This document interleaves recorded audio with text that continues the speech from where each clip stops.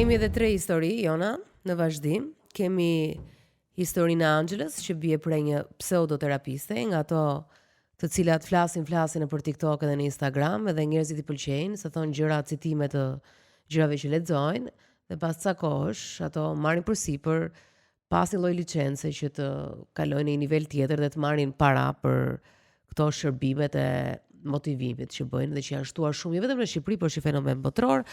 Më pas kemi dhe historinë e Anjezës, që kjo është një histori shumë interesante dhe u ka ndodhur shumë njerëzve, që bie pre e mashtrimi financiar nga një njerëz që ajo donte, pra që në fund e rropi në një lloj mënyre. Është goxha histori që të lë pa mend, domethënë, se sa shumë është futur, siç thash, në grop ajo për dashurinë. Dhe më pas kemi një djalë që do vinë në studio, i cili do pranoj që edhe vetë ka mashtruar. Dhe janë këto mashtrimet e fundit, mashtrimet e internetit. Që janë mashtrime, për momentin njoh një gocë, që në fakt është gocë shumë e mirë, por për momentin është pak në burg, jashtë. Pak në burg jashtë, për mashtrime të llojit forexa, diçka e tillë. Kështu që edhe aty njerëzit ja u gjen pikën e dobët dhe më të aftit bëjnë shumë lek, por kur thuhet më të aftit, do thotë që gjithë fabula që është shitur atyre njerëzve të shkret për të futur lek në bursë apo kudo, është dëmtuese shumë e madhe. Pra dëmton një njeri. Angela? Përshëndetje. Përshëndetje. Angela, ti ke rënë pre e një pseudoterapiste. Po. Po. Ne nuk do ta themi emrin e saj, por si ajo i di fillimet e disa njerëzve të tillë në rrjetet sociale, në Instagram apo në TikTok, këto njerëz janë frymëzuar nga bota, sepse janë shtuar shumë pseudoterapistët, ashtu siç edhe janë dhe psikoterapistët e vërtet që flasin, padyshim edhe ato kanë ndihmuar me qindra mijëra njerëz, por janë shtuar shumë njerëz që janë çik më të artikuluar se të tjerët, dhe pak më të zgjuar për të mbledhur citime aty dhe këtu, dhe për ti si thua, për ti performuar. Për t'u rithënë njerëzve, dhe njerëzit un kam parë dhe vetë, ndjej dhe vetë që janë shumë të gatshëm dhe shpesh shumë të ndjeshëm, shumë të dobët për të besuar gjithçka. Dhe kjo është historia jote, Angela. Më thuaj pak më shumë, si u mashtrove ti? Vajzën e fjalë ka disa vite që e njoh, këtu e pothuajse 5 vite po bën. Gjithçka nisi nga Instagramit, të cilën siç e the ti, asaj kohë kishin dalë shumë mentorë të tillë, gra dhe burra. Pavarësisht këtyre, unë u lidha shumë me këtë vajzën.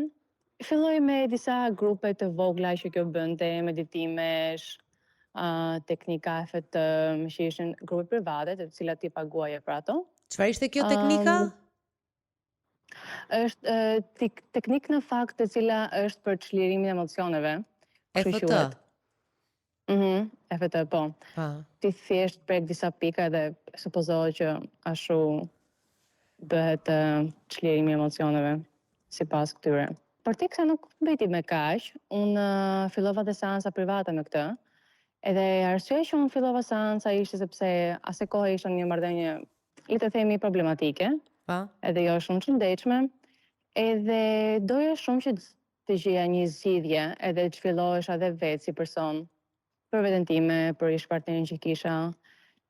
Edhe mendova se vajza do më ndihmonte.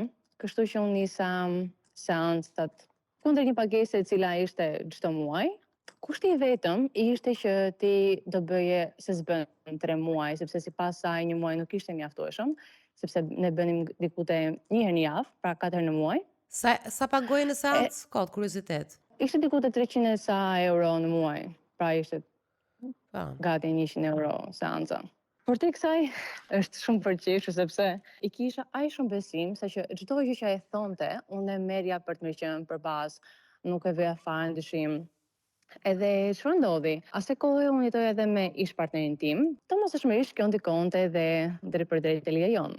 Ajo që unë prisja ishte gjeja disi një zgjidhje nëpërmjet këtyre seancave, por vetëm zgjidhje nuk gjeta, veç se e shkatroi dhe më shumë situatën. Shkova në një gjendje shumë të rëndë emocionale, shumë keq. Ishte shumë jo profesionale në atë që bënte, sepse në vend që të udhëzoj edhe ta gjesh ti zgjidhjen për veten tënde, çfarë është më e mirë për ty, ajo thjesht ma jepte zgjidhjen direkt. Ti duhet ndahesh me atë sepse ai është manipulator. Ti duhet ndahesh me atë sepse ai është narcist. Ti duhet ndahesh me atë sepse ai është toksik. Kosa tash po përfytyroj, se edhe unë kam qenë terapist. ta jepte në një formë kështu ta shpjegonte, të jepte argumente apo të fliste kështu si shoqe, që ndau me ato Selena. Si shoqe, pikërisht kjo. Po. Pra nuk ishte një marrëdhënie më profesionale, po kalonte është sikur të më thonte ato gjëra që do I thoshte vetes vet. Pra pasiguri që ai kishte në lidhje që ka pasur, apo sikur të më jepte të këshilla që ai do donte t'i dëgjonte asaj kohe për vetën e vet. Pra ishte një farë mënyre këtë e mora vesh më pas, sigurisht, sepse po të ishe vetëdijshme asaj kohe nuk do të kishe shkuar në këtë lloj grade, por ishte pikërisht në këtë formë që po ta tregoj. Ma thonte, domethënë atë zgjidhjen direkt. Ti do të bësh këtë, ti duhet të largohesh nga ai shtëpi. Ti nuk ke pse jeton me atë, ti nuk ke pse jeton me këtij. Ishin aq shumë gjëra, saqë edhe ishte dashurinë, të cilin atëherë nuk e besoja, sepse ai më thonte, ajo thjesht po të mban për parat, po ti duhet ta kuptosh, unë nuk jam kështu. Por thoja, po ti okay, se ti do mbrosh veten tënde, sigurisht do flasësh në këtë lloj mënyre, edhe s'don që tjetri të nxjerrë keq. Por ja që kishte pasur shumë të drejtë, edhe unë këtë e kuptova me një rast të dytë. Pasi unë sigurisht e largova nga ishi dashuri në undam, unë e largova dhe shkova në Gjermani. Kisha komo kontakt me të, më kisha shkruar si ndihesh, si je, çfarë bën, ato të filloj me komo seancat, I thash jo nuk kam më në atë gjendje sa të filloj me seancat. Pasi u ktheva sërish nga Gjermania, më tha, ti tani që ke kaluar e shko atje, je shëruar, ke bërë këtë, ke bërë ato lek harxoj, shko diku me pushime, bëj qefin tënd. Kjo tani kishe pasur hallin që të shkonte me pushime për vete, por me lekët e dikujt tjetër. Ti duhet shkosh me pushime qetëso, po më merr dhe mua. Po. Po, pikërisht. Miona, rriti. Prit tani. Po. Dhe ku e çove terapistën me pushime? Nuk shkuam, si përfundim kur. Nuk shkuam sepse Zot kishte plane të tjera për mua dhe për atë. Unë e ndjeja atë vibe-in që kjo donte thjesht këtë pjesën në anës monetare nga ana ime, edhe unë vendosa të mos shkoj. Por kisha bërë gabimin që kisha bërë biletet e kësaj me lekët e mia. Gabimi I parë, edhe gabimi I dytë që unë kisha bërë gabimin e pjesat e dhënave. Në vend që kisha vendosur te biletat të dhënat e asaj, vendosa të dhënat e mia. Edhe në këtë farë mënyre, mua më ikën 350 euro dëm. E kur u takuam nga afër, sepse unë takova këtë nga afër sigurisht mbas kaq vitesh, si kisha takuar kurrë më parë nga afër, më tha mua, po tani që ne duhet shkojmë atje, të jap lekët ty. Kur shikon këtë, sepse ajo e kapi këtë gabim me të dhënat, më tha mua, ua, po ti ishin më ofendoj, ishin prezente dy shoqet e mia, edhe më tha, po ti si e budallaqe, si bën kështu, po ti je torolake, pas ke turp fare, si mund ta bësh këtë lloj gjëje? Si mund të bësh, më fal, si mund të bësh gabimin në bilet? Po, te bileta. Edhe, okay, në një farë mënyrë kishte të drejtë, sepse gabimi ishte imi, unë e mora përsipër në fakt, edhe ishte treguar shumë naive gjatë gjithë kësaj kohe me të. Se kisha vënë re fare këtë pjesën e mashtrimit dhe manipulimit që e po bënte. Edhe e di më ktheu më pas situatë më tha, mos po ndihesh keq, po ti ke traumën e të ndjerit në faj, po patjetër që ti ndjesh në faj. Më vjen shumë keq që ti ndjesh në faj, por mos ndje. You feel guilty. Edhe filloi duke më injoruar, duke më ironizuar. Thash, realisht se disi si kam besuar unë kësaj lloj femre këtu e kaq vite. Tani nuk flas më me të sigurisht, ajo ka kuptuar shumë mirë dhe arsyen. Thjesht po, e di pse mora këtë vendimin të flas, sepse s'kam folur asnjëherë më parë për këtë rastin. Bileset e psikologja ime më tha, duhet ta thuash sepse ka shumë raste të tilla që po bëhen shumë si këto, edhe është shumë rrezikshme për shumë njerëz. Edhe thash, po do e ndaj këtë pjesë sepse realisht mbase shumë persone që janë në mendërimat mund të vetë dirëson dhe ti ta pyesin veten prit pak. A realisht po shikoj zhvillim mund të vetë me këtë person apo thjesht po më merr këto lekë dhe unë nuk po bëj asnjë lloj gjëje apo thjesht meditim edhe FT dhe këto broçkolla të cilat nuk sillin asnjë lloj zhvillimi te ti. Është psikologe apo është mentore? Se ka një diferencë. Asaj kohë që ne bënim seancat, ajo studionte për psikologji, por nuk është si kishte, domethënë nuk është si ishte pjesë. Ka një rregull, domethënë ka një mori rregullash burokratike për të shkuar deri tek të qenit psikolog I licencuar. Për më tepër psikoterapist, që është një tjetër hallk tjetër që duhet ndiqet specializime më të. Unë dyshoj që ajo është për psikologji një herë. Mund t'i dhe ëndra saj. Se mentorët marrin një drejtim.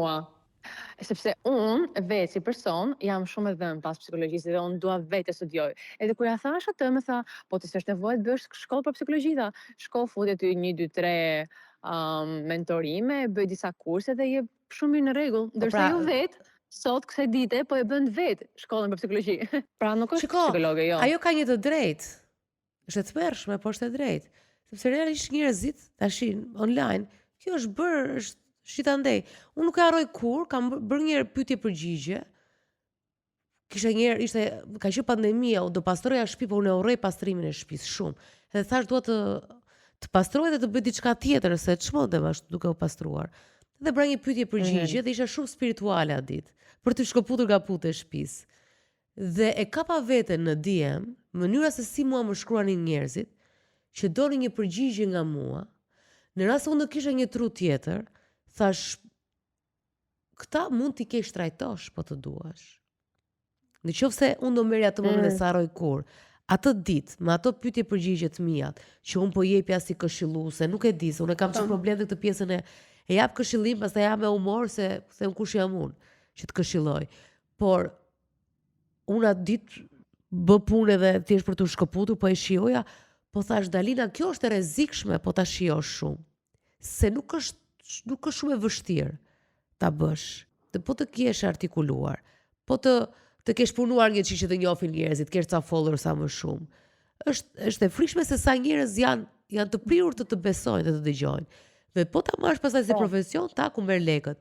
Sa është seanca me psikologen? Sa kushton një normale? Zakonisht 40-50. 40-50. Ti ke paguar, Angela, 100 euro seanca. Po, unë momentalisht paguaj psikologën time shumë më pak se sa ajo. Edhe, dhe me thonë, që vitin e kaluar që nga filluar seancët me psikologën që ka momentalisht, ajo më ka vënë në pak të gjë. Edhe unë nuk e dija që kjo dhe me thonë mund të ishte një lloj manipulimi. Imagjino të se neve isha asaj kohe edhe se kuptoja toja kjo po më thot për të mirën time. Ndërkohë që kjo kishte intereset e veta personale. Ose më po i ke dhënë një rrog minimale çdo muaj asaj, 400 ti edhe ca të tjerë. Një këshill për publikun që psikologët në Shqipëri duhet, ose njerëzit që kërkojnë psikolog, duhet të referohen një database që është publik. Urdhër psikologut, shkojnë aty, tek kategoria të licencuarit, mund të shikojnë emrat të gjithë psikologëve që kanë licencë aktive. Dhe aty mund të gjejnë, për më shumë siguri, le themi, burokratike ose ligjore. Por patjetër, kjo nuk do thotë që edhe vetë psikologët me licencë mund mos dalin jashtë. Ka dhe abuzime sa tyre? Si çdo kategori tjetër e profesioneve. Ajo është vetë si mentore, dhe mentor pra është diçka e re që ka. Tu kemi bëjmë një rast komplet tjetër, nuk kemi fare psikolog, kemi mentor ose njerëz që pretendojnë të jenë në një fuqi të trajtimi të diçkaje, përmendë një lloj teknike që ajo aplikonte dhe nuk e di nëse e ka marrë atë trajnimin për atë teknikën që aplikon tek persona që ndjek, por ju tha që ka një ndikim të jashtëzakonshëm tek njerëzit. Unë për vendimin nuk është se pash asnjë lloj zhvillimi, sepse unë supozohet kur ta kem rezervuar seancën 1 me 1, nuk do të bëj meditim së bashku, 1 orë. Pra, 1 orë meditim të paguajnë ty 100 euro për thjesht bërë një meditim, të cilën mund ta bëj vetë, një kështu guide meditation, në YouTube apo me dikë ku diun, shumë kollaj. Edhe kjo pjesë e FT-s. Pra, ishte disi dyshuese, por thash mbase kjo është mënyra se si unë duhet ta bëj, që të zhvillohem në një farë mënyrë. Angela, në çfarë viti ka ndodhur kjo? Ka ndodhur para 3 vitesh. Para 3 vitesh. Pra, Angela, sa vjeç është kjo zonja?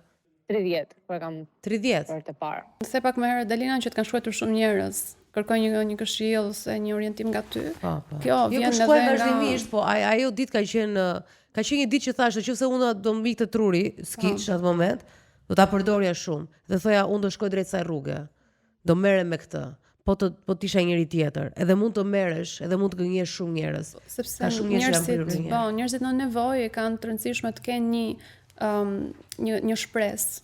Edhe ndoshta kontaktin e parë që gjejnë, për të shkarkuar, për të marrë përgjigje, jo gjithmonë kanë nevojë për këshilla, këtë duhet ta themi, duan ta përdorin. Do ta përdorin siç ka ndodhur dhe me Angelën, në momentin e saj vulnerable që ka qenë në lidhje me partnerin, ka parë këtë vajzën, i ka pëlqyer diçka, ka tërhequr ndonjë moment që e ka regjistruar si moment shprese dhe e ka ndjekur pa filtruar. Ai është gjithmonë i gatshëm në fakt për të dhënë këshilla dhe për të ndihmuar në çfarëdo situate. Çështja është që terapia nuk është këshill, edhe nuk janë këto variante që ne duhet t'u japim, siç e the edhe vet, se ke kuptuar tashmë ndryshimin mes terapisë së vërtetë dhe një seance që bëhet me persona që nuk kanë specializim, nuk është vetëm këshill. Ka shumë njerëz që vinë edhe sot në seancë me idenë që të marrin këshilla. Dhe është një proces tjetër që neve duhet të ndërtojmë, të edukojmë se si është pjesa e terapisë, që fillohet një herë me marrëdhënien e besimit. Dhe marrëdhënia e besimit është ajo që do bëjë ndryshimin.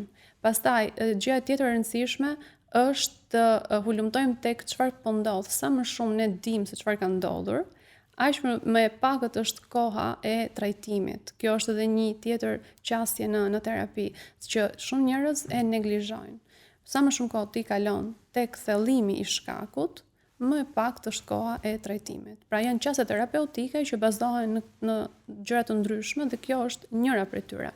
Por nuk është marrja e këshillave të gatshme që unë të udhëzoj dhe sepse shikojmë në pozicion shumë superior ndaj personit tjetër.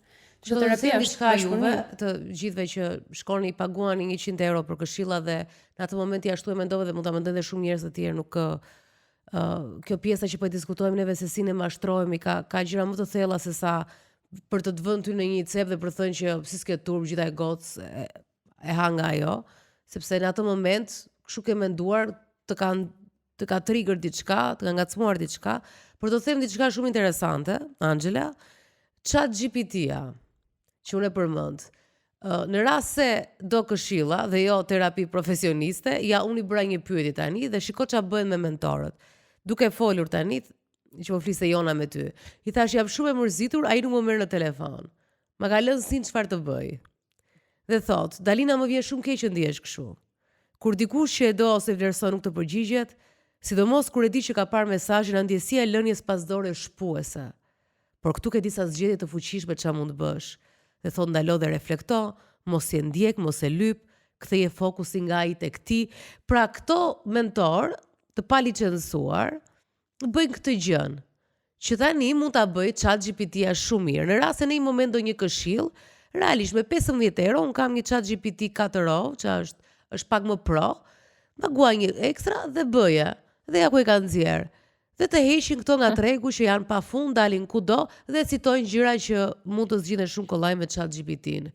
Nëse do që të kuptosh pse e mora atë vendim, pse po mashtroheni, ç'a ndodh në zgjedhjet që bën ti me partnerin, ç'a ndodh në marrëdhëniet tua me familjen, pse je kjo që je dhe pse thua jo shpesh ose thua po shpesh, apo atëherë pastaj është terapia profesioniste. Dhe unë nuk po ta jap ty si këshill Angela, po mora rastin tënd se ti tash e ke kaluar dhe e di shumë mirë ç'a është.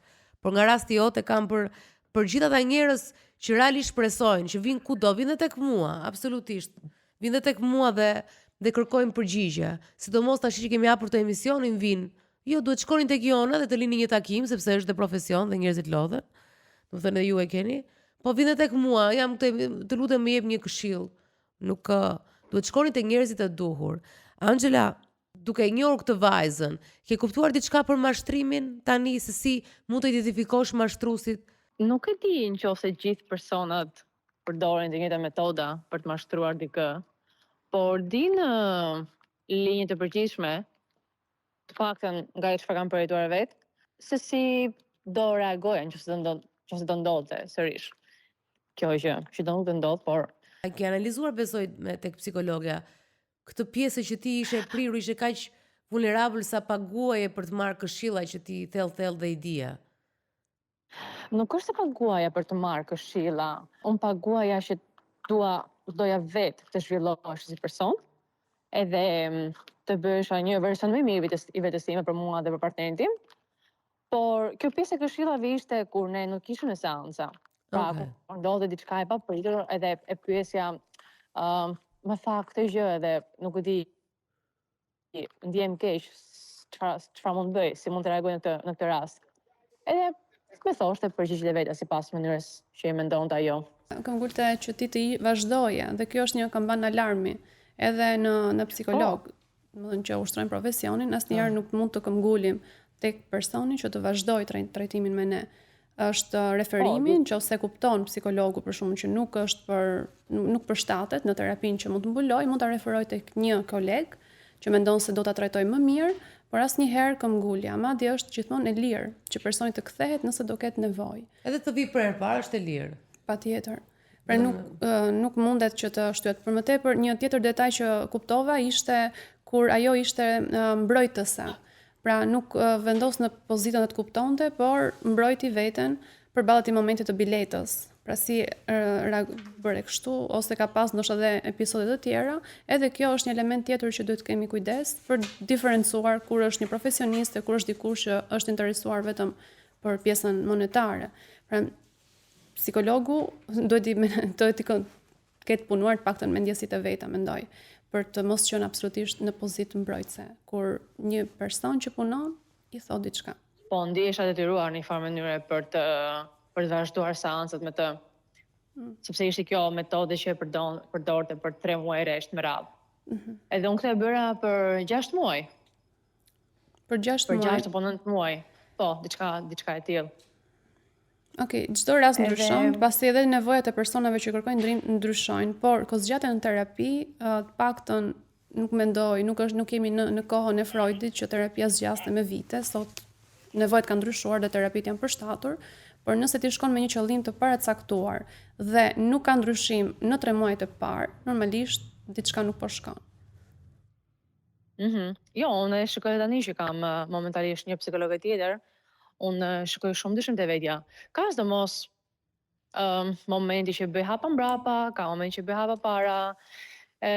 Është mes normale, besoj, se nuk pritet janë pritshmëri jo realiste bësh gjithmonë zhvillim, por unë e shikoj shumë në diferencën mes tyre. Sepse ke besim, ke ajo është një sistem besimi që ti beson asaj. Po, absolutisht shumë.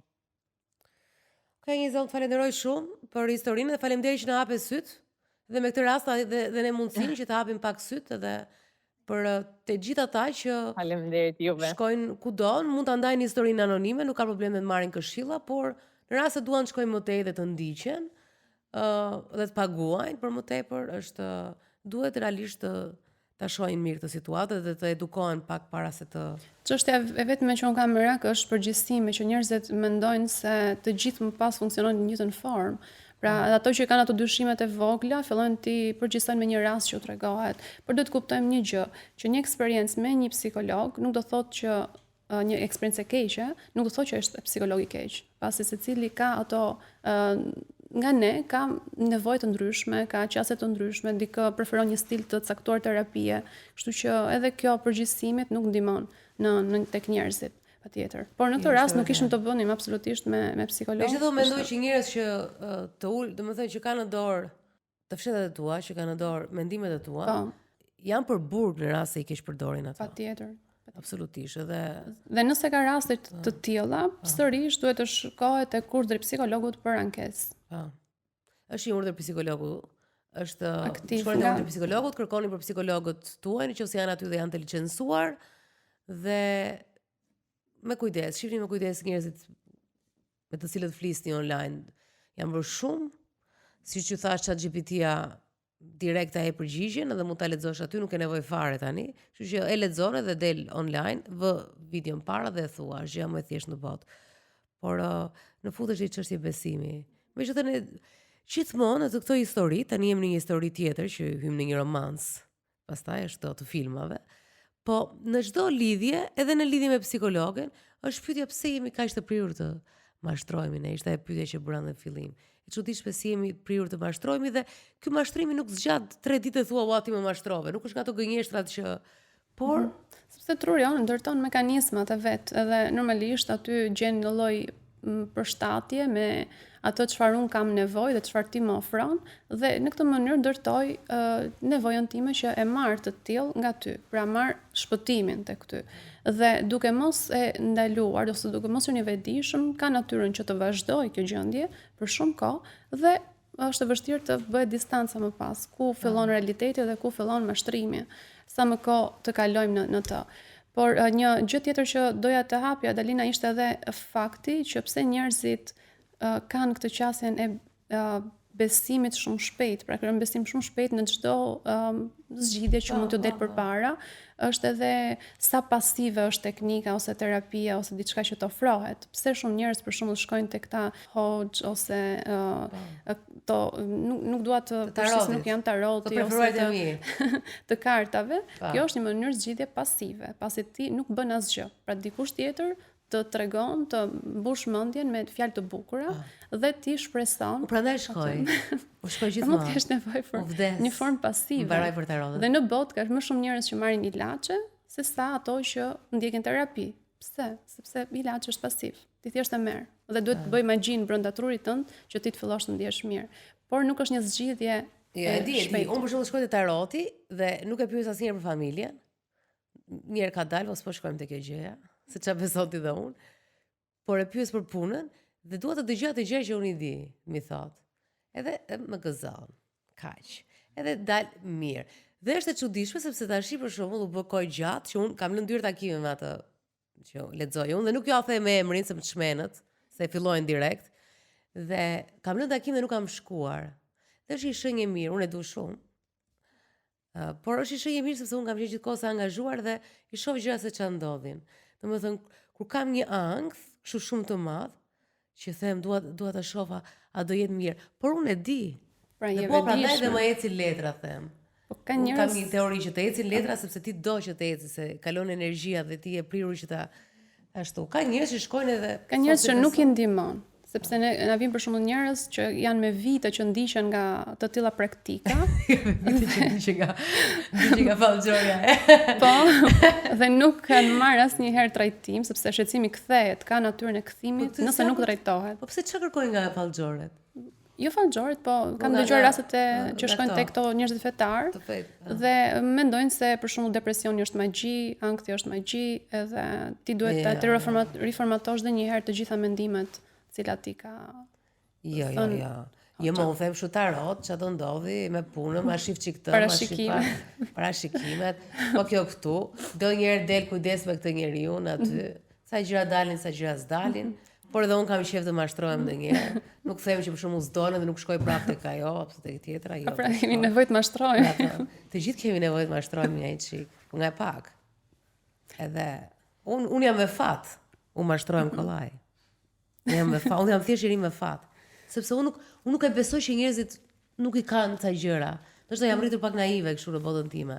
Edhe ndoshta dhe Amerika më bëri pak dëm me këtë naivitetin, por nuk e besoj. Kur thotë ai tjetër për shkakun, un kam tash çik më, po më ka pëlqyer kjo pjesa që s'kam qenë shumë skeptike kështu. Si por shqiptarët rrotullme të tërë nuk e hanin kaq kollaj, kurse un kam qenë më e prirur.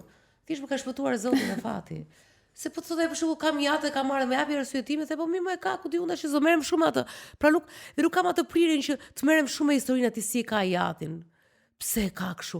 Dhe ndoshta aty fillon edhe bëjmë të zgjuar këta të tjerët që më të zgjuar se mua. Unë se mendoj fare, me kem pure madhe. Ke 4 fenersh, nuk e di pse është kaq e madhe kjo gjëja për ty, siç ishte ajo vajza që mashtronte, që thoshte bua ka 4 fenersh, ndërkohë një miku im që ishte aty tha Dalina shifja këmbët asaj herë, pastaj shifja është milionere.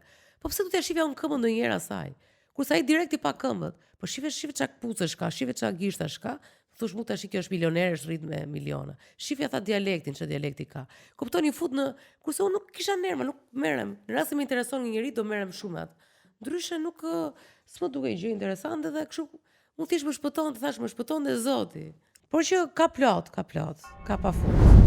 Tani kemi romantic scam, mashtrimin e dashurisë. Jam bërë 100 filma për këtë mashtrim. Më fal. Ore, pëlqen nuk ja? Lejthizës, po janë 3. Kjo është me mollë jeshile. Kalojmë tek Anjeza. Anjeza bie në dashurinë ideal të fejuar. Nuk di ndonjë gjë dhe sakrifikon gjithçka. Po kur them gjithçka, shkollën, lekët e veta, lekët e shtëpisë për atë çun. Është një histori që tregon se si dashuria mund të verbojë dhe përballë një abuzimi të vazhdueshëm. Anjeza? Përshëndetje. Përshëndetje. Unë të falenderoj njëherë që po e ndan këtë histori dhe ti duhet ta dish që je frymëzimi, po të thras me ti se këtu jemi kështu si të afërt. Ti je frymëzimi im për këtë temë sot. Është historia jote ajo që më ka lënë pa fjalë. E ke shkruar dhe ka qenë komplet jashtë teme, ke dashur që e ke mbajtur me vete kaq kohë. Sa vite ka që ka mbaruar kjo histori? Po, në fakt nuk ka vite, ka vetëm 7 muaj. 7 muaj. Kuptoj. Po. Dhe sa vite ka zgjatur? Po, kam qenë ajo vajza e qetë që mësonte, ekselente. Shifja vetëm punët e mia, nuk përzihesha me asnjë lloj gjëje. Në klasën paralele kam pas këtë çunin, që e njihja vetëm si fytyrë. Nuk kam pasur asnjë lloj ndjenje, asnjë lloj pëlqimi, madje e ureja. Nuk e shihja dot. Ka qenë ai bad boy që thosha, o zot, si e pëlqejnë vajzat këtë. Dhe për ironin time të fatit, ai filloi punë te lokali i Milagjës. Ka qenë lokali që unë shkoja çdo ditë. Edhe duke qenë se i lija shumë bakshishe dhe kam qenë shumë mirë nga gjendja ekonomike, e kishte marrë personale. Pavarësisht se unë ashtu lija në çdo vend që shkoja. Kur e kam pa, nuk më është kujtuar si fytyrë. Ishte bërë më ndryshe nga që mbaja mend. Pastaj filloi të më afrojë, ishte më i ëmbël, më i afërt me mua, ose ndoshta ashtu ishte stërvitur që të luante rolin që unë doja aq shumë ta besoja që ishte e vërtet. Në fillim nisëm të flisnim në rrjetet sociale, shkëmbym rrjetet sociale. Mesazhet e tij ishin aq të kujdesshme, aq të ngrohta, më bënte të ndihesha të isha ajo unikja. Çdo ditë lidheshim gjithnjë më shumë, derisa erdhi dita dhe më ka pyetur vetë. Unë i kam parë gjërat tha, dhe më duket sikur ti më do. A ke ndonjë gjë për mua, thot, ndonjë. Dhe unë, kjo ishte gjëja që po prisja prej kohësh. Dhe kam qenë gjithmonë e ndrojtur dhe thosha vetëm po e kuptoj nga veprimet. Dhe me zemrën time full plot, i kam dhe duke qeshur më tha, okej, nuk jam gati për një lidhje, por dua të kem aty ikësh. Dhe unë pranova. Kur e do dikën nuk pyet. U bëra si me thënë familje për atë, i çoja ushqimi, blija rroba, mbaja me cigare. Më fal një pyetje, para e bëje vet apo ta kërkonte ai? Ai thoshte më sill këtë, më sill atë dhe unë asgjë nuk më dukej shumë. Mendoja kjo është dashuria, se ka qenë mashkulli i parë në jetën time. Edhe thosha, okej, unë e dua, unë bëj çdo gjë për këtë. Ai thjesht ishte marrë. Ajo që po jepja unë nuk ishte dashuri, ajo ishte çdo gjë që unë kisha, po më hoja që unë e prezantova me babin. E prezantova me të shtëpisë time, është sjell aq mirë para të shtëpisë time sa edhe prindrit e mi e kanë besuar. I dal unë zot, ai më prezantoi edhe me të shtëpisë së vet. Domethënë e bëm të gjitha familjare, edhe fillova të jetoj të shtëpia e tij, me prindrit e tij. Ndërkohë, ky kishte qenë i marrës. Ai ishte i fejuar ndërkohë që ti po jetoje te shtëpia e tij. Ai kishte 5 vite më. Bëre u zyrtarizove, pive kafet e vogla siç thuhet, dhe shkove të jetoje te shtëpia e tij. Po, tani të shtëpisë së vet, e dinin që ky ishte ndar nga, ndërsa ky vazhdonte akoma me atë, thjesht e kam kuptuar nga telefoni që e mbyllte në vende të çuditshme, e mbyllte në makinë. e histe në tokë, e fikte, e fuste poshtë krevatit, e mbute në dollap.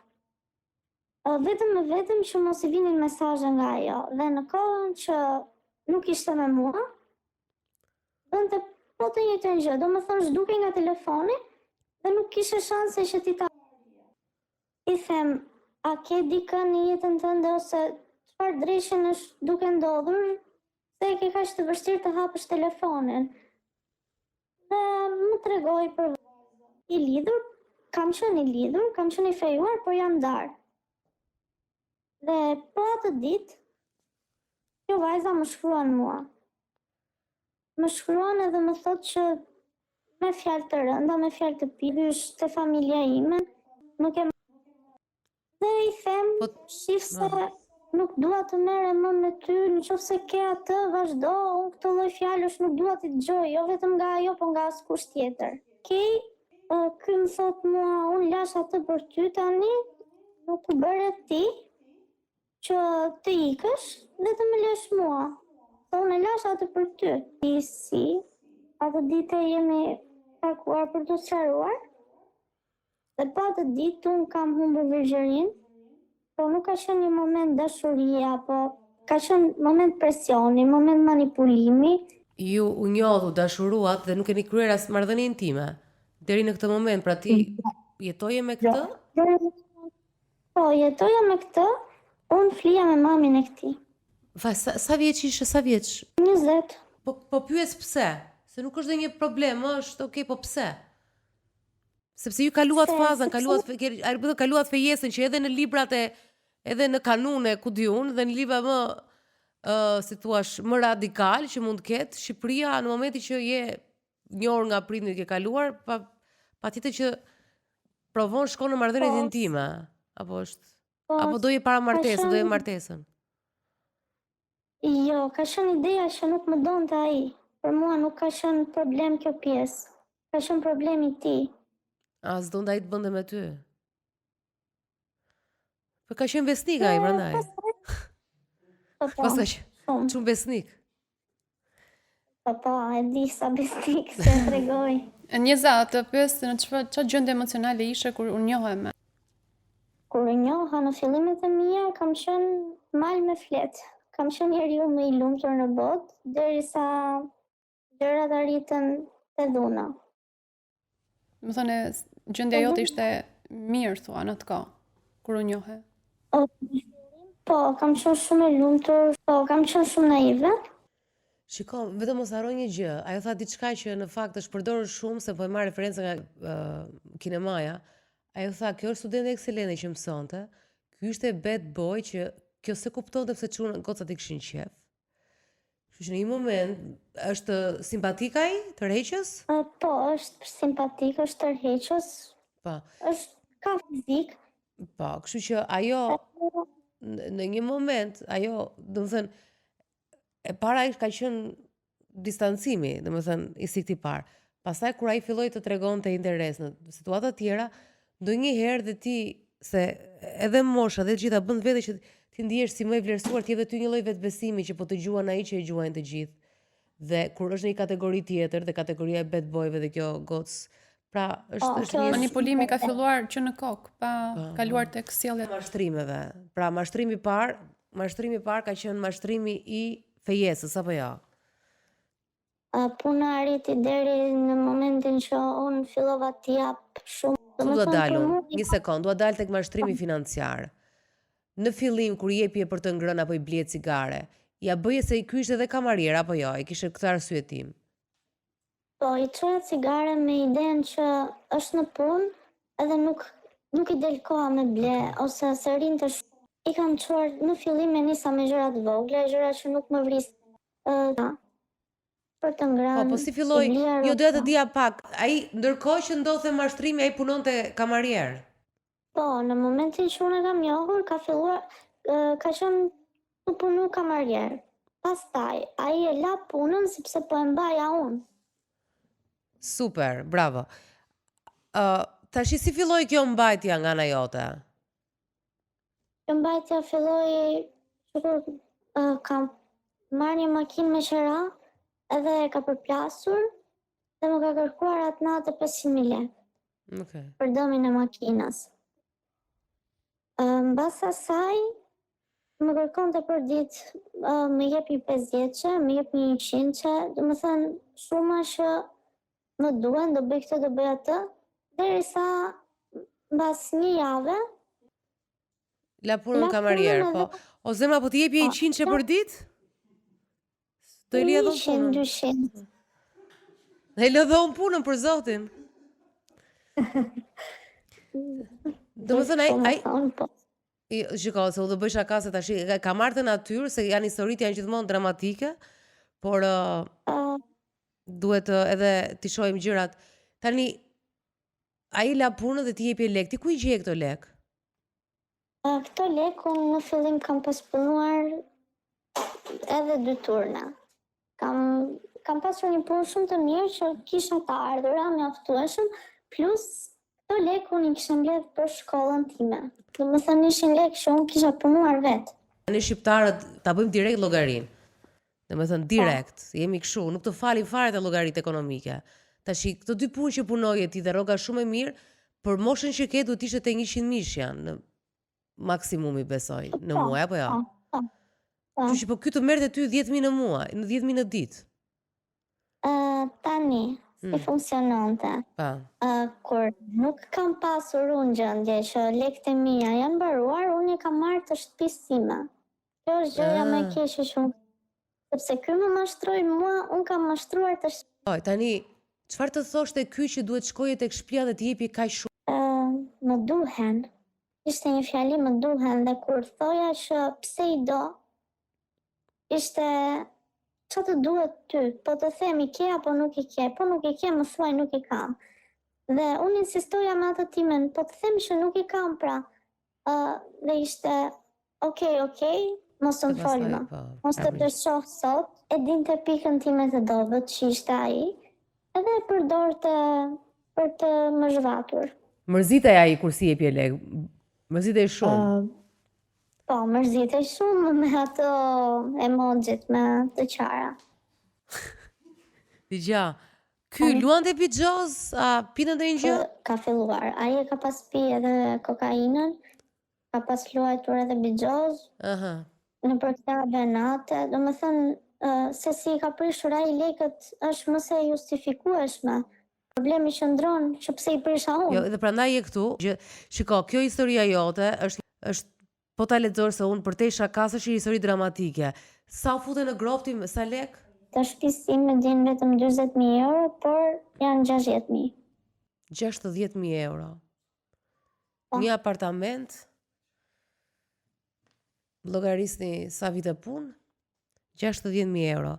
Dhe një pjesë e madhe ti ke marrë nga shtëpia, ke gjetur mënyrat që ti marrësh.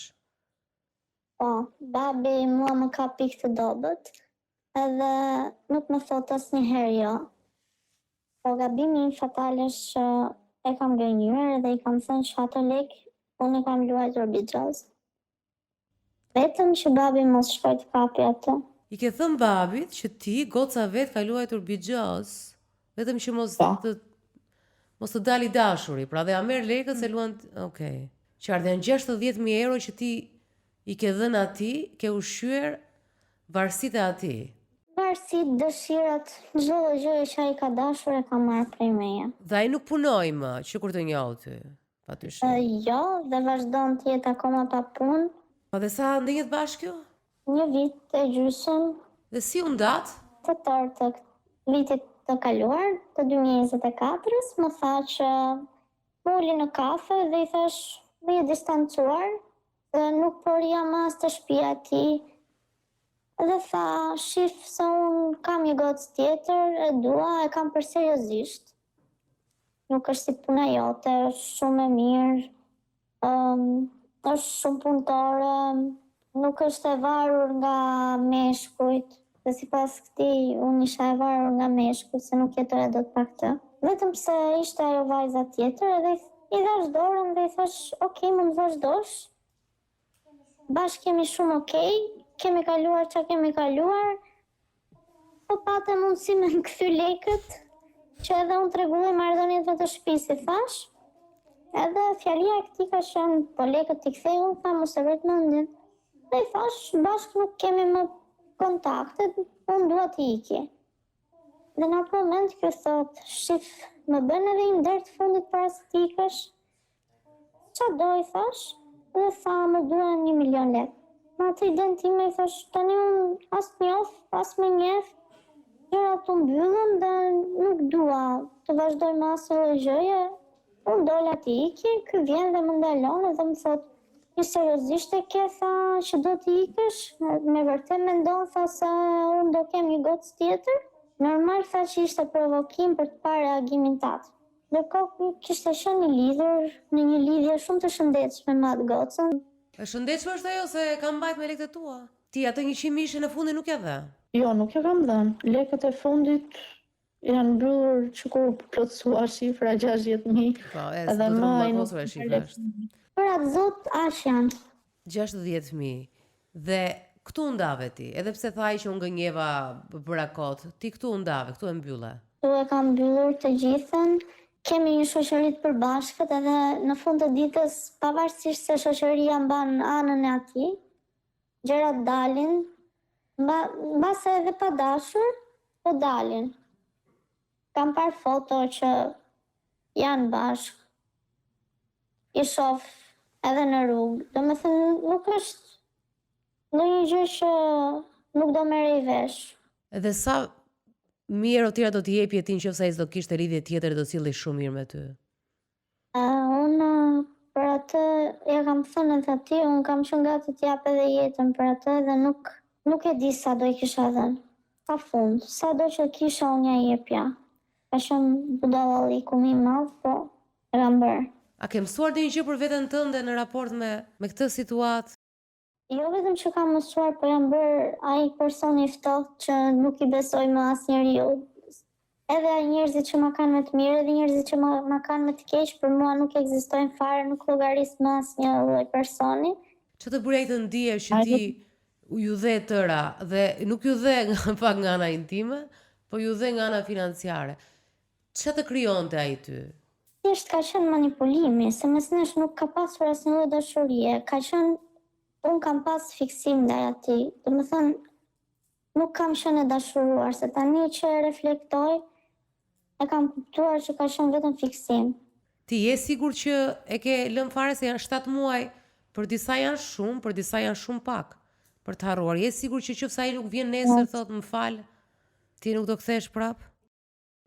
Nuk ka më kthim sepse në gjendjen që e kam parë unë familjen time, nuk mund të vendos atë mbi familjen.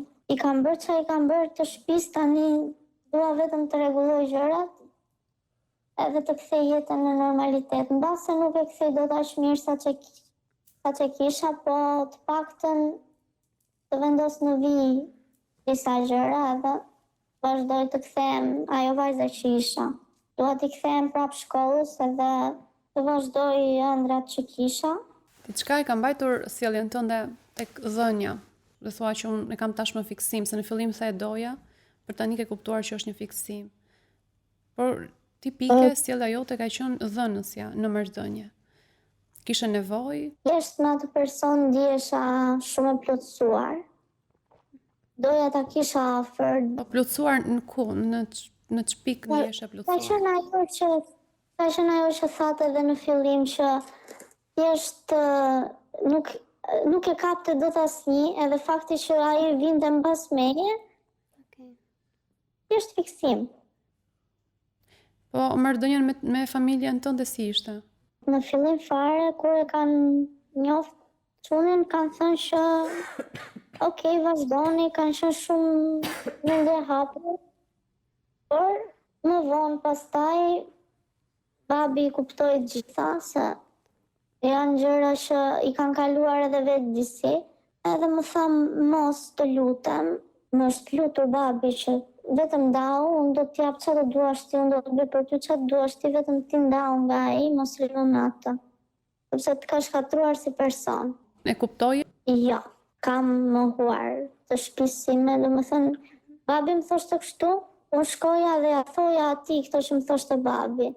Ndërkohë ai më thoshte të kundërtat. duket se ke pas një ndikim shumë të madh nga fakti që ka qenë lidhja e parë, fakti që ke pasur këtë një tendencë që lind zakonisht tek lidhjet për të pasur ato që është më e vështirë. Sa më vështirë të jetë një gjë për të arritur, më shumë trurion e kërkon. Kot nuk thuhet sa përpishu ti mbash të ndarë dy çifte, edhe ato do lidhen më shumë me njëri tjetrin, sesa kur ti tenton ti bashkosh. Ka ndodhur njëta gjë me ty me veten, domethënë në këtë pjesë, sepse ke parë si diçka për ta kapur dhe nuk e di në nivel vlerësimi për veten se si e ndjer, prandaj të pyeta se si ishe, se si ndiheshe para se të futesh në marrëdhënie. Me veten jam ndjerë gjithmonë e pavlerësuar, nga ai se ka qenë ai personi që vetëm ofendonte, vetëm shante, nuk ka qenë tipi që të dhuronte atë dashurinë. Po para se ta njeh atë?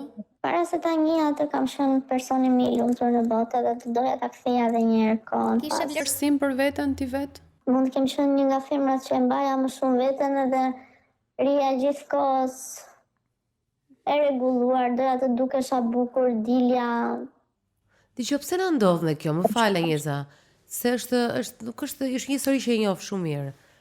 Për shembull, Anjeza është rritur në një familje që thotë ka një figurë mashkullore që ka shumë të afërt që e do.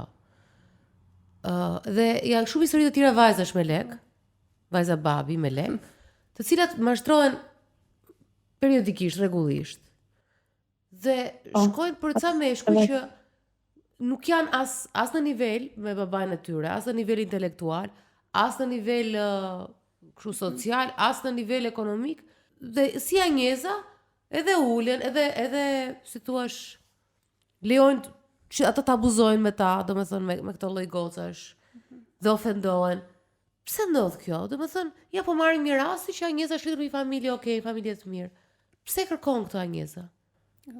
Është edhe pjesa jona e brendshme, stimulimi që ne kërkojmë nga jeta, ndonjëherë na bën që të gjejmë diku një lloj adrenaline, siç edhe mund ta ketë gjetur në këtë rast Anjeza, dhe e ka ndjekur atë ndjenjën e vet.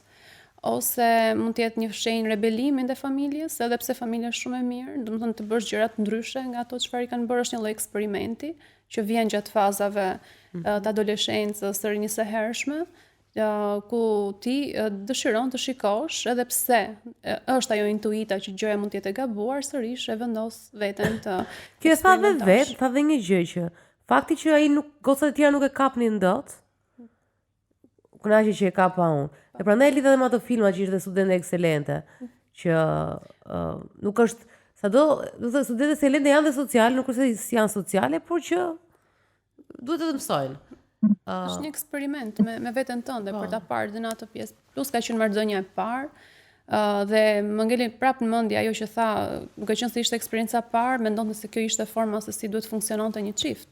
Por nga ana tjetër, ne dhe shikojmë prindërit tanë në shtëpi. Shikojmë se si mami dhe babi janë në raport me njëri tjetrin, edhe kjo mund të jetë një eksperiencë tjetër, para se ne të futemi vetë në një marrëdhënie. Por më shumë e çoj tek pjesa e rebelimit ose fakti që ka dashur një stimull të ri në jetë. Se Anjeza, prindërit e tu shkojnë mirë me njëri tjetrin? Kam një familje super të shëndetshme. Është një rast tipik të shumë goca me lek. Por që goca që janë familje okay, janë familje të mira, janë me prindër të arrirë që unë i njoh, jo kështu, që kanë marrëdhënie të mirë me njëri tjetrin dhe për shembull paguhen shkolla për to, shkojnë në, domethënë nuk e di, që në Angli kryesisht ndodhen në Europë, në shkolla më të mira. E pastaj përfundojnë, abuzojnë, rrifen, ose përfundojnë me ca meshku që janë me 8 klasë shkollë. Merr edhe një lloj kënaqësie kur ti ndihmon ose vihesh në rolin e shpëtimtares. Tani që e mendoj si gjë, mua babi më ka plotësuar çdo gjë. Edhe çdo gjë që dua jam mësuar ta marr. Kam qenë ajo llastica. Dhe pikërisht ka qenë edhe kjo, okay, të gjithë nuk e kanë këtë. Do e marr unë. Ka qenë ai rebelimi. Se jo të gjithë e kanë, vërtet.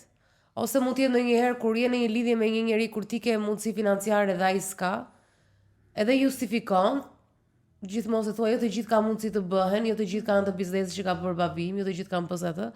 Kështu që edhe këta kanë një mundësi. Sidomos tash është një çmë ndryshe me këtë brezi, po pe brezat tona ka qenë më vështirë se 5 vjet apo milioner nuk u bën të tërë, kështu që padyshim ishte diferenca. Po tani është shtuar shumë ky fenomen. Po mendoj se Anjeza ka pasur dhe një ndjenjë shpresë që unë do t'jap tani, po pre diçka në fund, ose gjatë marrëdhënies. Në vijim, pra ti prisja që marrëdhënia të ishte e formale, siç edhe shkua deri në pikën ku jetonit në shtëpinë e tij. Po ti kishe pritshmëri për marrëdhënien apo e ndjeje që gjëja po shkonte gabim? Isha me këtë idenë që gjithë bëjmë gabime, do rregullohet çdo gjë edhe do vazhdojmë një lidhje të shëndetshme. Kam qenë gjithmonë me idenë që nuk do mbaroj asnjëherë si gjë. A je ndjerë dhe një qikë se mos ke jetuar shumë në një bubble, si e mbyllur nga e mira? E ti pse them të se në të gjithë historinë, fenomeni që një gocë me lek e babit mashtrohet i çinga i çun këtu është po përhape gjithmonë më shumë. Është gjetë terreni, ndodh. Mua nuk më bën përshtypje kjo. Më bëri përshtypje vetëm një gjë që ti u njofe, pra je në Tiranë, je rritur mirë. Në letër a ke thënë që babi është mendje hapur. U njohe me këtë çunin, 20 vjeç. Dhe shkove tek shtëpia e tij, fjete me tjëmën, pra më duket si një kombinimi i modernizmit me një tradicion gati anakronike. Nuk doja të mërzisja njëri për asnjë lloj gjëje. Prindet e tu nuk u çuditën se ti tash 20 vjeç duhet kishe dalë, kishe pirë, mund të kishe bërë dhe seks, nuk ka problem, bëje me qeve, bëje pire, bëje se pirë me këtë çunin. Pra e shijoj si një çift. Pra ju ishin një çift të rinj që dashuroheshin. Ti ke marrë ato, ke takuar, ke shkuar te shtëpia, ke fituar me tjëmën. Ndërkohë gjithë kjo gocë me kulturë, me mundësi, mund të kesh mbledhur botën, dhe ai ka fjetur në dhomën tjetër e ti thua pikërisht atë ditën e sherrit, unë humba virgjërinë. Pra dhe gjithë koncepti yt më dukesh është shumë naive nga ana jote, ose ka një kombinim midis se kuptoj. Është shumë kompleks i gjë. Ndoshta ka dhe dinamika që Anjeza nuk dihet gati t'i thotë. Jo, edhe familja ime është shumë e habitur për faktin që një vajzë që ri gjithë ditën jashtë, gjithë natën jashtë, që del, që udhëton, që ka një jetë shumë luksoze, lidhet me një djalë dhe shkon flet të shtëpia e tij, që unë isha gjithmonë me idenë që nuk ka shanse që unë të shkoj të ri të shtëpia vjerës, dhe unë jam ajo vajza që kam shkuar, kam fjetur me vjerën time. Po mirë, kjo ka ndodhur shpesh apo një herë? Në ato një muaj që kam dhënë të shtëpia e tij. Kam dhënë aty, më jetoj aty. Më thëmë pin kafe to dhe ajo jetoj aty. Të shtëpisë sime nuk ishte dakord që të ikja. Thoshin, le të vi më mirë ai këtu, ose të ble babi një shtëpi tjetër, të merr babi me qira një shtëpi tjetër, shkoni jetoni të dy, po mos shko të jetosh aty se nuk i njeh. Doja të riktheshin pak ndjesive të tua, që ti ke përjetuar në fund kur mbaroi. Ndjesitë e mia kanë qenë miks dhe në fund kam kaluar në depresion. Kam marrë ndihmë nga psikologja. Psikologja vendosi duar mbi kokë dhe tha, nuk kam çfarë të bëj. Është një histori që nuk t'ja do zgjidhje, ti ke probleme të mëdha me veten. Ja tha psikologja këtë? Po. Sigur që është psikolog, se dolem tani. Mos ta gjeti ky psikologen, mori. Mos është e fejuara. Jo. Kjo psikologja të tha ty që këto janë probleme mëdha dhe nuk t'jap të zgjidhje? Ke probleme shumë të mëdha me veten, je për psikiatër, nuk je për këtu. Jo, po prit se duhet ta kuptojmë edhe këtë rast. Se më duket pak e çuditshme që të thotë një psikolog këtë realisht. Je sigurt që je psikolog? Po, ka qenë, është psikolog. Edhe më tha thjesht duhet të shkosh në psikiatër, ke nevojë për psikiatër, nuk të jap dot zgjidhje unë. Para Anjeza, ti për çfarë unë te psikologu kam shkuar vetëm se doja ta largoja nga mendja, se kam qenë shumë keq në momentin që jam ndarë. Më thënë pavarësisht se i kisha mbyllur gjëra dhe i kam vendosur vetes atë detyrën ose atë egon, nuk them me këtë. Më ka vrarë shumë si gjë dhe thoya vetëm dua ta largoj nga mendja, se kam qenë në fazën që doja vetëm të pija cigare, të pija alkool. Më fal, ti doje të vrisje veten dhe ke dashur të vrasësh veten, ke menduar? 2 herë, po ka qenë gjatë lidhjes me ato. Ta kuptoj pak se te kjo pjesë më intereson të kuptoj gjendjen tënde emocionale, po edhe faktin që ke kërkuar ndihmë profesionale, të paktën këtu mund të pas sa kohë shkove tek psikologu? Pas një javë. Ishte në gjendje të tronditur, që mbaroi, domethënë aty u shokove, po shikoj një realitet tjetër, Apo thjesht e kishe të vështirë që të distancohesh nga marrëdhënia? Në momentin që jam ndarë, unë jam mbyllur në shtëpi komplet dhe nuk dilja fare. Çohesha vetëm pija ujë dhe shtrihesha prap, edhe ka qenë babi ai që më ka çuar si me zor te psikologja, se nuk doja as aty të shkoja. Dhe duke folur me psikologen, i kam thënë që e vetmja gjë që dua është se ajo më tha, do që ta kesh prap, apo do që ti mbyllësh gjërat. Dhe i kam thënë, unë thjesht dua ta harroj si person. Kisha frikë nga gjërat që do riktheheshin edhe do ndodhin, se e dija që prapë e njëjta gjë. Domethënë në një vit e gjysmë unë nuk kam parë asnjë ditë të lumtur në atë person. Tani jam shumë e bindur që sado rikthime që të vinë me atë, unë s'kam për të qenë asnjëherë e lumtur dhe ai s'ka për të ndryshuar asnjëherë personalitetin e vet, ka për të ngel po ai person që është. Këtë reflektime ke bërë vetë? Po, rreth ChatGPT-ja. Okej. Po ti një herë pa të shkuar, thjesht po pyes sepse më duket vërtet e rëndë, domethënë një psikolog që të thotë atë fjalë. Po, vetëm 2 herë dhe pastaj ishte e harrova këtë pjesën e këtij, thjesht nuk doja të shkoja te ajo se po pra, kjo është çështje që mos shkaktoj një traumë tjetër, ndërkohë që shkon të marrësh ndihmë. Por e kuptoj pjesa e ndarjes sjell fazat e veta, ato fazat që nuk janë gjithmonë kaq të ndara dhe kategorike që ndiqen, por sigurisht ti ke qenë në atë zonën e nxehtë. Mbas ndarjes fillon ku ti vjesh në kontakt me çfarë ka ndodhur me ty si person. Dhe ndoshta edhe ndjenja që i ke të vështira ti shkëputësh më një herë. Por ke shkuar me një qëllim që unë ta urrej, pra ka qenë ajo ndjenja jote shumë e shpejt për ta kthyer situatën aq kundër në mënyrë ekstreme që ti të gjeje një shpëtim tek shkëputja totale me të. Por patjetër më vjen keq që të dashur të kalosh edhe atë eksperiencë, kërkosh ndihmë profesionale dhe ti të marrësh atë lloj fjalie, pra nuk je për mua ose nuk të ndihmoj dot, pavarësisht se kur kemi këto raste, patjetër që psikologu është i pari që duhet kërkojë ndihmë. Medikamenti, e tham edhe pak më herët, është pasiv. Nuk mund të ndryshojë gjendjen emocionale nëse nuk punohet me të. Por më vjen mirë që ti ke punuar me veten gjatë kësaj kohe, nuk e di në ç'pikë të ndjenjës me veten je dhe të shkëputjes nga marrëdhënia.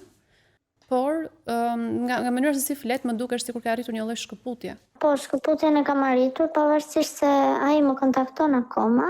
Ti e mban kontaktin? Ose ja lej sin, ose po nuk i fus dot blok, se nëse unë i fus blok ai shkruan motrës time. Domethënë, e gjen një mundësi tjetër, vjen te shtëpia. Unë do të jap një këshill të vogël, një sugjerim, me shumë eksperjenca. Nëse nuk i bën dot blok se i shkruan motrës, gjithsesi ti duhet i bësh blok total në çdo lloj forme në të ardhmen tënde, po blok total.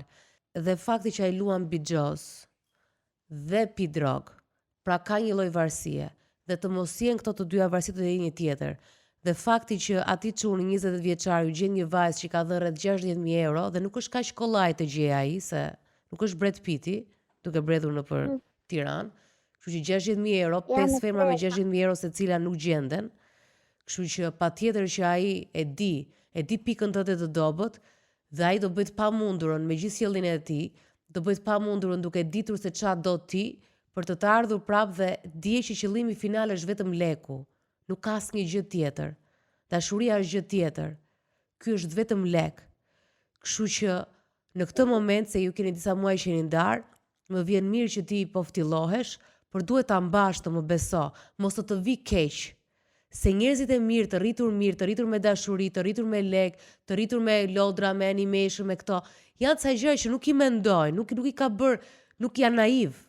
Dhe duke qenë naiv, atëre edhe mund ta hanë nga keqardhja. Dhe fakti që ti këtë lek mund ta bësh dhe me djerës, po ke edhe ca lek aty, je rritur mirë dhe nuk e ndjen. Pra ti urren lekun në thelbin tënd, nuk do t'ja dish për lekun, se po t'ja di do i bëj llogaritje ndryshe që ti dhe parë. Por ti mund t'jepje, siç e the dhe vetë Kastilet pyeta, dhe 300.000 dhe 500.000, vetëm merri atë që doje ti të mbushje shpirtin. Dhe ai mund të shkojë te shpirti ty prapë, duhet të kesh shumë kujdes, po beso. Nuk ka asnjë lloj historie fituese këtu. Është vetëm historia në dëm tënd. Ai sa herë që të vi, do të vi vetëm për lek. Apo për asnjë gjë tjetër. Ai në trurin e vet, të varur nga kokaina, bixhozi apo çdo lloj gjë tjetër, ai mendon vetëm se si të gjej një formë dhe ti je një burim të ardhurash, je një burim pasiv. Ku ta gjej një burim pasiv në jetë? Pra, burim pasiv, që do thot ti punon për atë, ai rri, kur ka vjen tek ty. Kështu që kur e mendon, kështu që ti je vetëm një makineri lekësh dhe asgjë tjetër nuk ke ekzistencë, nuk ke as femër, sepse edhe seksualisht nuk donte me ty, donte atë tjetrën. Ai bëri zgjedhjet e veta romantike. Çdo gjë, pra ti je vetëm një makineri lekësh, kur ta vizualizosh të në trurin tënd, atëherë edhe të bindesh për këtë, atëherë do t'i bësh tamam blok. Po blok që as mos ta ashtu fare, se tash në fakti që na merr, ju kur merrin telefonin akoma në proces terapie, po duke qenë se ti je më e re dhe kam frikë se këtë mund të përsëritet, mund të ndodh prapë dhe ndaj doja që të ta thoja që të jem çike ashpër me ty në rast se dua që mendoj që ai është ti makineri lekësh. Ai sa që të vite ty çdo lloj fjale ka vetëm një qëllim dhe është leku, asgjë tjetër. Asgjë, as seksi, asgjë. Le të vi keq ty që ai ndoshta nuk ti dukesh aq atraktiv. Ti mund të jesh ylli i botës, secili ka sytë e vet, po ti je vetëm ai do vetëm një gjë nga ty. Kështu që mos bëj blok total fare dhe me motrën tënde do lodhet. Kur ti je blok, mos e lë atë të kontrolloj as një sekondë jetës tënde edhe as të motrës tënde. Bloku është shumë i mirë, funksionon, bëja blok edhe zhduhet nga jeta jote, le ti gjej lekë tjetër kund. Një bigjosçi më vjen keq se ka edhe njerëz të mirë por që janë varur. Do gënjeshtër me gënjeshtër, i bëj zgjedhjet e veta në një farë pike në jetë, i bëj zgjedhjet e veta.